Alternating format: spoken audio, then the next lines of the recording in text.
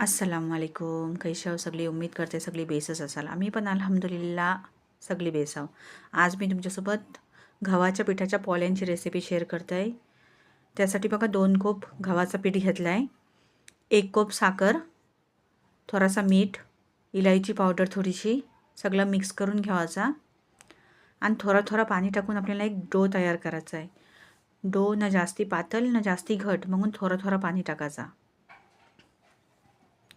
डो तयार झाला का एक 10 मिनटं डोला रेस्टला ठेवायचा जरा. 10 मिनटाच्या बाद बघा डो आपला बरोबर रेडी आहे. ना जास्ती पातळ ना जास्ती घट. एक हवर मी पॅनला तेल पण गरम करत ठेवला होता.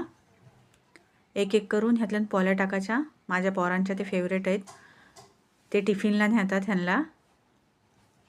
त्यांना आवडतात हो टिफिनला न्यावायला यांना. एक एक करून सगळ्या पोळ्या टाकल्या, आलट पलट करून बेस शकून घेतल्या. खूप टेस्टी लागतात. एकदा जरूर तुम्ही ट्राय करा आणि व्हिडिओ माझा आवडला ते लाईक करा, शेअर करा आणि दुआतल्या हमेशा याद ठेवा.